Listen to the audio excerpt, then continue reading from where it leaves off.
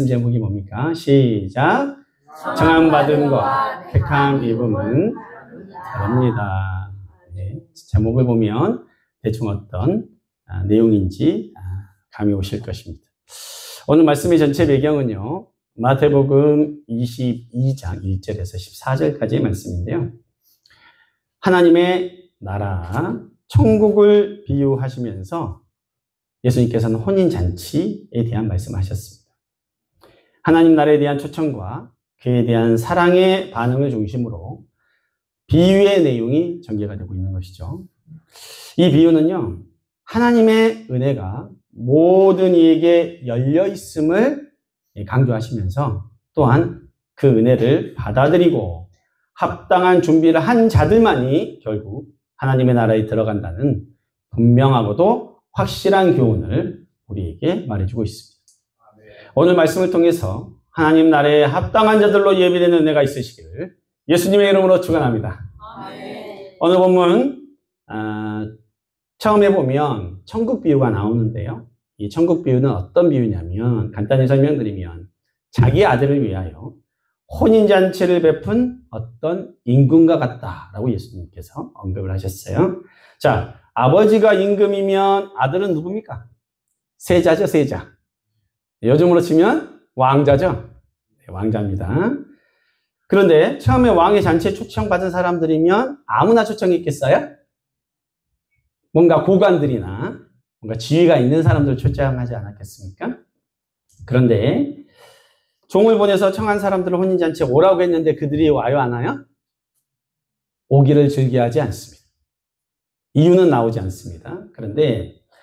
그래서 왕이 다시 다른 종들을 보내서 여러 말로 권해서 음식들도 준비가 많이 되어 있고 이미 준비가 끝났으니 와달라고 간청을 합니다. 그래도 듣지 않습니다. 그들은 오기를 싫어하죠. 다시 다른 종들을 보내서 또 오라고 했는데 어떤 일들이 벌어지냐면 22장 5절에 보니까 그들은 청함을 돌아보지 않고 자기 밭으로 가버려요. 어떤 사람은 자기 사업하러 그냥 가버려요. 알면서도. 심지어 어떤 사람은 마을에 남은 사람들은 보냄을 받았던 종을 잡아서 모욕하고 죽여버리기까지 했다라고 나옵니다. 결국 임금님의 인내가 한계에 다다랐습니다. 그래서 군대를 보내서 살인한 자들을 진멸하고 그 동네를 불살라 버립니다. 그래도 임금님이 이 잔치를 포기하지 못한 이유는 뭘까요? 아들이 결혼하잖아요. 아들이 잔치날에 손님이 있어야 돼요, 없어야 돼요? 있어야죠. 그렇잖아요. 네. 손님 없이 아들이 장가간다? 여러분 한번 상상을 해보십시오. 그러니까 포기를 하지 못한 것이죠. 그래서 어떻게든 자리를 채우기 위해서 그는 어떻게 하냐면 다른 종들을 불러서 내거리로 내보냅니다. 그래서 어떻게 해라? 아무나 만나는 사람 다 오라 그래라. 네, 그렇게 합니다. 이때 초대받은 사람들의 수준과 상태가 어떠했는지를 얼마나 초라했는지 성경은 이렇게 말하고 있습니다. 우리 함께 읽어볼까요? 22장 9절과 10절입니다. 시작. 내거리 길에 가서 사람을 만나는 대로 혼인잔치에 청하여 오라 한데 네 길에 나가 악한 자나 선한 자나 만나는 대로 모두 데려오니 혼인잔치에 손님들이 가득하더라. 텅텅 비었는데 이제는 어떻게 합니까? 가득 찼습니다. 그런데 좀 문제가 있네요. 어떤 사람도 있었다는 거예요? 선한 사람만 있는 것이 아니라 악한 사람도 있다라는 것입니다. 자, 그렇다면 뭐예요? 남녀노소 불문하고 어떻게 해요? 종류별로 다 있었다는 거죠. 신분도 보지 않았고 지위 고하도 보지 않았습니다. 왕의 잔치에 초청을 받은 사람들이요. 그런데요, 딱 한 가지 규칙이 있었어요. 딱 한 가지. 규칙이라고 할 수도 있고 규정이라고 할 수도 있고 아니면 조건이 있었습니다. 그게 뭐였습니까? 그것은요, 아들의 혼인잔치니까 옷을 대충 입고 오면 돼요, 안 돼요?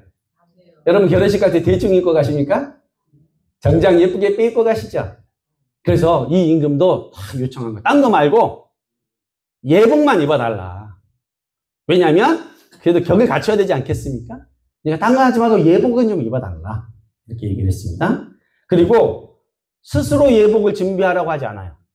자, 예복을 왕이 준비해서 마련해 줍니다. 자, 그럼 뭐예요? 너는 입고만 와라. 아니, 몸만 오면 안 됩니다. 뭐, 몸이 오는데 뭐를 입어야 된다? 예복을 입고 와야 된다는 거예요.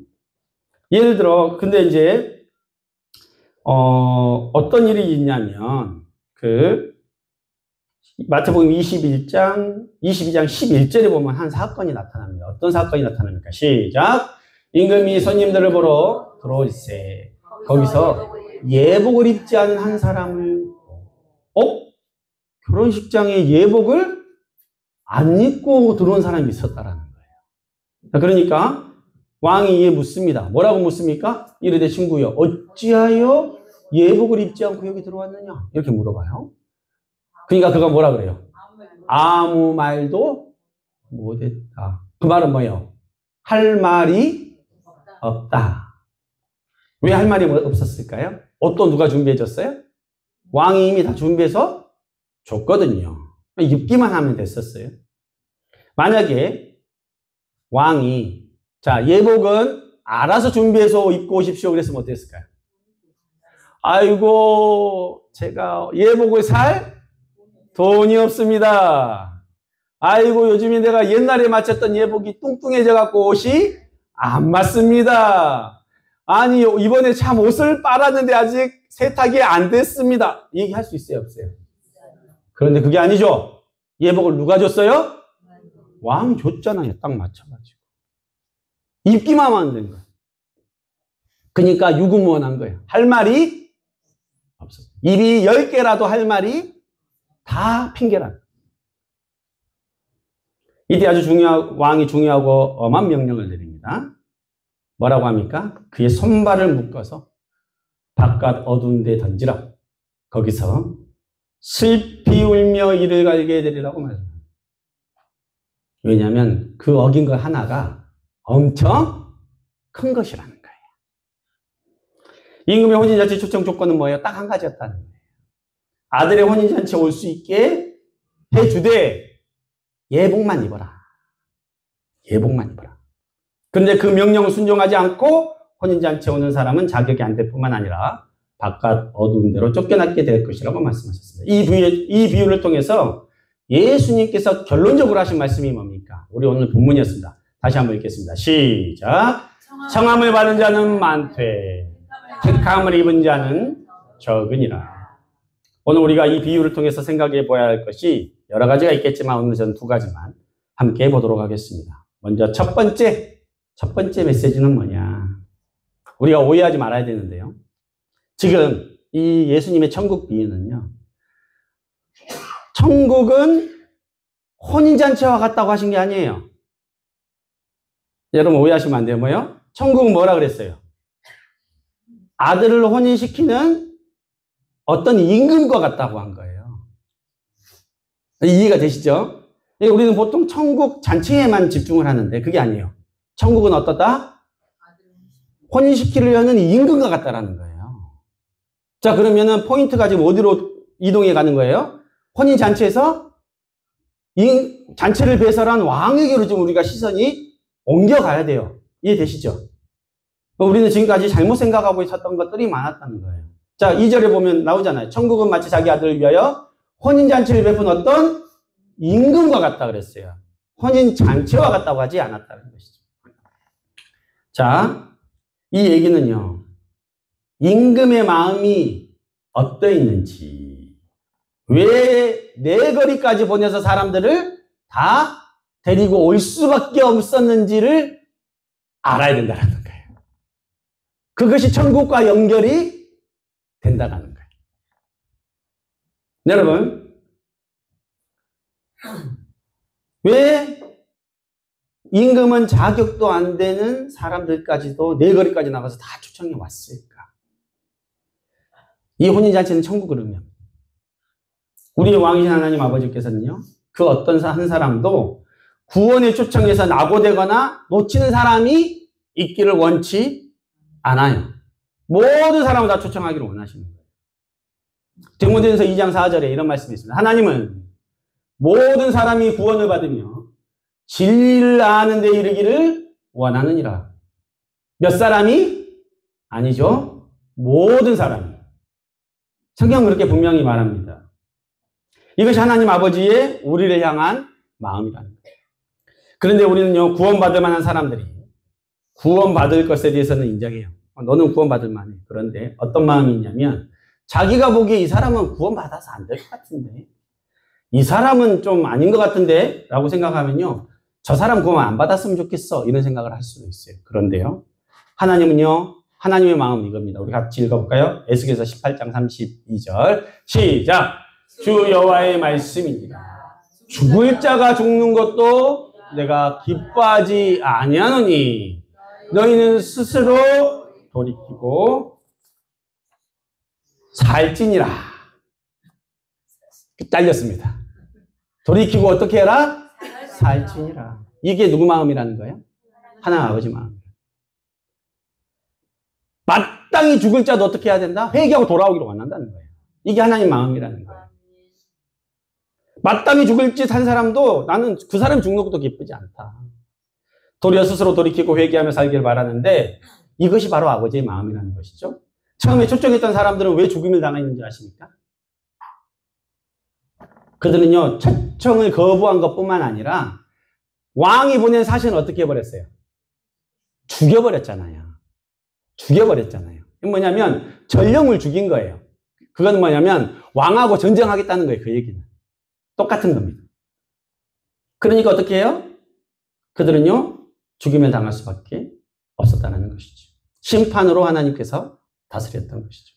사랑하는 성도 여러분, 지금 사람들을 초청해서 부르시는 왕의 간절한 마음 좀 느껴지십니까? 이해가 되십니까? 지금 등장인물들은 많지만요, 왕 혼자 애타고 있습니다. 맞죠? 등장인물은 많은데 왕 혼자 애타고 있다니까요, 지금. 초청받았던 사람들은 기쁨도 없고 혼인잔치에 갈 이유도 못 느끼겠고 상관도 안 해버려요. 자기 일에 바빠요. 시집가고 장가가고. 이런 상황을 잘 표현한 예수님의 말씀이 이것입니다. 읽어볼까요? 시작. 이 세대를 무엇으로 비유할까? 비유하건대 아이들이 장터에 앉아 제 동물을 불러 이르되 우리가 너희를 향하여 피를 불어도 너희가 춤추지 않고 우리가 슬피 울어도 너희가 가슴을 치지 아니하였다 함과 같도다. 사람들은 아무리 전도를 해도요, 교회에 오지를 않아요. 별 말씀을 전해도 들은 척도 안 해요. 심지어는 교회는 나왔어요. 교회에 나왔는데 주일은 잘 나와요. 아멘 아멘도 잘해요. 그런데 삶은 영 딴판. 아무리 말씀의 씨를 뿌려도 말씀의 씨가 길가에 뿌려져 버리는 거. 새가 먹어버리고 자기 안에 있는 돈, 죄와 염려, 근심, 걱정 때문에 신앙이 어떻게 해요? 자라지가 못하는 거예요. 결단도 못하고 순종도 못하는 거예요. 그러니까 어떻게 돼버리냐면 늘 같은 자리만 맴도는 거예요. 영적 장애인이 되어버렸어요. 머리만 커지고 몸은 아직도 어린아이. 말씀을 듣고 회개 기도를 간절히 드려본 기억이 언제인지도 생각도 안 나요. 제가 분명히 말씀드리지만요, 천국은요, 하나님 아버지의 마음과 같이 죄인들을 향해서 진실로 마음 아파하는 사람들의 것이에요. 상관 안 하는 사람들이 아니라 어떻게든 전도하고 구원하고자 애쓰는 사람들의 것이라는 거예요. 천국을 소유한 사람은 그렇게 하라고 해서가 아니고 자기 할 수밖에 없게 된다는 거예요. 아버지의 마음을 알기 때문에. 우리 안에 이 간절함이 있었는지, 그 간절함이 다 식어져 버린 건 아닌지 돌아보시기 바랍니다. 천국은 이 임금의 마음과 같은 사람들의 것임을 꼭 기억하시기 바랍니다. 두 번째입니다. 두 번째. 읽어볼까요? 시작. 청함을 받았다고 다 택함을 받은 것은 아니다. 아주 중요한 메시지입니다. 아주 중요한 메시지. 예수님께서요, 청함과 택함을 구분해 버리셨어요. 뭐라고요? 청함과 택함을 구분해 버리셨다라는. 잔치에 왔다는 얘기는 뭐예요? 부름에 응답해서 온 거죠. 반응한 사람들이에요. 그런데 요즘식으로 말하면 예수 믿는 사람들, 교회 다니는 사람들, 하나님 앞에 나온 사람들을 의미해요. 그런데 그 와 있는 사람 중에서 어떻게 한다? 다시 한번 가른대요. 다시 한번 가른대요. 초청받은 사람들 중에서 다시 천국으로 갈 사람들을 어떻게 한다? 골라내시겠다라는. 그 조건이 무엇이었어요? 조건이 뭐였어요? 예복 입는 것밖에 없어요. 다른 거 아닙니다. 하나도 없어요. 뭐예요? 딱 한 가지. 예복을 입었느냐? 입지 않았느냐? 잔치에 왔지만 잔치에 합당한 준비가 되어 있지 않는 사람이 있다라는 거예요. 그럴 때는 왕에게 어떻게 된다? 쫓겨나게 된다. 이런 경고는 비단 오늘 마태복음 22장에서만 나오는 게 아니에요. 알곡과 가라지 비유 아시죠? 양과 염소의 비유 아시죠? 계속적이고 일관성 있게 성경은 우리에게 이 말들을 하고 있습니다. 로마서 11장에 참 감람나무 비유에서도 나와요. 원래 참 감람나무 가지가 있었는데 열매를 못 맺어. 어떻게 해요? 그러니까 그것을 잘라내요. 그리고 참이 아니에요. 돌 감람나무 가지를 갖다가 어떻게 해요? 접붙여요. 결국 이 천국잔치랑 비유랑 다 일맥상통한 같은 흐름이라는 것입니다. 그럼 이 천국에 합당한 예복은 무엇일까? 이 예복은 도대체 무엇일까? 결론적으로요. 흰색 세마포 옷입니다. 다시 뭐라고요? 흰색 세마포 옷이. 흰색 세마포 옷. 이게 뭐냐면 요한계시록에 보면 7장 13절 우리 한번 읽어볼까요? 시작. 장로 중 하나가 응답하여 나에게 이르되 이 흰 옷을 입은 자들이 누구며 또 어디서 왔나이까? 자, 지금 천국에를 본 거예요, 요한이. 그런데 장로 중 하나가 응답하여 나에게 이르되 흰 옷 입은 자들이 누구며 어디서 왔냐? 이렇게 물어봐요. 그러니까 요한은 뭐라 그러냐면 나는 모릅니다. 당신이 압니다. 이렇게 얘기를 해요. 그때 그가 이렇게 대답하죠. 이는 큰 환난에서 나오는 자들인데 어린 양의 피에 그 옷을 씻어 희게 하였느니라. 이 천국의 예복은요, 흰색이래요.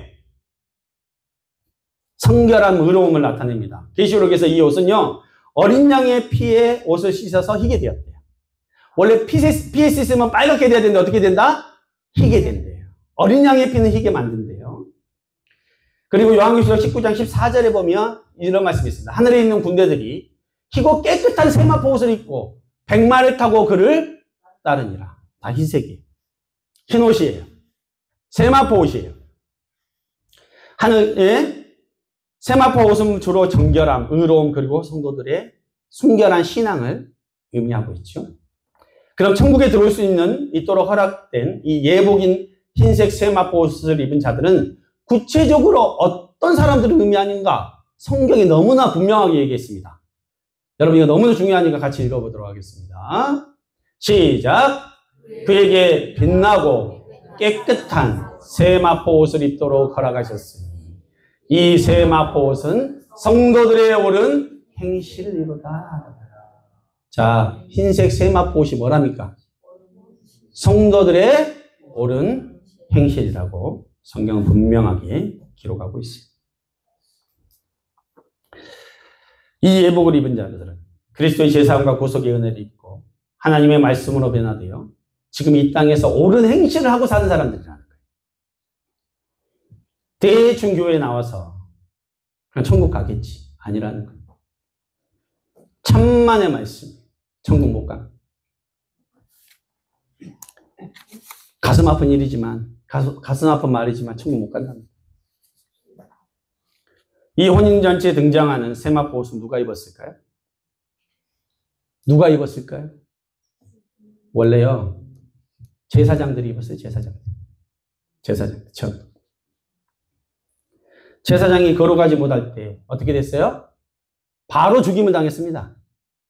자, 죽을 때 입는 옷이 뭐예요? 세마포 옷이에요. 제사장도 입었지만 예수님 돌아가셨을 때 그 시체를 뭘로 쌌습니까? 세마포 옷으로 쌌어요. 아시죠? 요 재질 아시죠? 이거는 뭐냐면요. 천국은 바로 이 죽음의 옷을 입은 사람들이 들어간다는 거예요. 어떤 죽음? 나의 자아의 죽음. 십자가에서 자기가 죽은 사람들. 그래야 부활의 영광에 참여가 할 수 있는 거예요. 천국으로 가는 거예요. 이것은요, 성도들이 자기 십자가를 지라는 말씀을 다르게 표현한 거랑 같은 거예요. 자기 부인의 십자가를 진 사람들이 바로 이 예복을 입고 온 자들이다. 이 뜻이에요. 꼭 기억하십시오. 성경은요, 은혜만 말하지 않아요. 은혜만 얘기하지 않는다니까요. 옳은 행실을 요구해요. 성경 아주 분명하게 예복을 준비하라고 얘기해요. 열매를 보이라고 얘기해요. 십자가를 지으라 해요. 예수를 따르는 길은 좁은 길이라고 얘기해요. 죽음의 세마포 옷을 입으래요. 그러니 당연히 청함 받은 사람들은 많지만 택함 받은 사람은 적을 수밖에 없어요. 왜냐? 예복을 준비 안 했습니다. 열매 맺는 삶을 살지 못하고 있으니까. 자기 십자가를 지고 예수를 따르지 않는 사람들이 대부분이니까. 다 넓은 길을 가려고 하지. 고난의 길, 십자가의 길, 좁은 길을 가려는 사람이 얼마나 있습니까? 그게 오늘의 신앙의 현실이에요. 이 주제를 신학적으로 말하면 언약과 선택이 같지 않다라는 그 말을 해요. 언약은요, 예수님 앞에 나온 모든 사람에게 동일하게 주어져요. 내가 구원해 줄게. 이 언약이 주어졌어요. 그러나 선택받은 사람들은 뭐다? 조건에 부합한 사람들이다.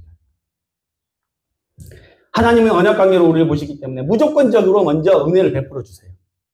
내 백성이니까. 그런데 은혜가 있고 난 다음에 뭐를 하냐면 요구를 하세요.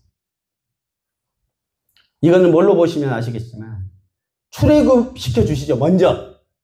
그러니까 준비되면 출애굽 아니에요. 어떻게 해요? 먼저 출애굽을 시켜주시고 난 다음에 나중에 율법을 주신다는 거예요. 내 백성으로 이렇게 살아라. 은혜를 주셨기 때문에 은혜에 합당한 요구, 즉 예복을 요구하시면서 그 예복이 준비되지 못한 자들에 대해서 심판하신다는 거예요. 보통 계약서들 많이 쓰시죠? A와 B가 쓴다고 쳐보십시오. 그 계약서 안에는요, 상대에 대한 요구가 들어있어요. 요구만 들어있는 게 아니에요. 권리와 의무가 같이 들어가 있는 겁니다. 에덴 동산에서는요, 어떤 계약을 했었냐면, 하나님이, 자, 내가 너희들 살 수 있는 가장 좋은 환경을 만들어줄게. 먹고 싶은 거 다 먹어. 동산 중앙에 있는 생명나무까지 다 먹어. 그죠? 은혜를 베풀었죠? 너희들 일 안 해도 돼. 근데 뭐예요? 딱 한 가지만 하지 마. 뭐? 선악을 알게 하는 난 먹지 마. 근데 어떻게 했어요? 어겨버렸잖아요. 그러니까 어떻게 돼요? 쫓겨. 아담과 하와도 쫓겨났는데 여러분 못 쫓겨날 것 같습니까? 인류가 2명밖에 없었다니까요? 아쉬우니까 1명만 쫓아내. 이것도 아니잖아요. 인류가 2명인데 2명 다 쫓아내버렸다니까요. 여러분들은 무슨 배짱으로?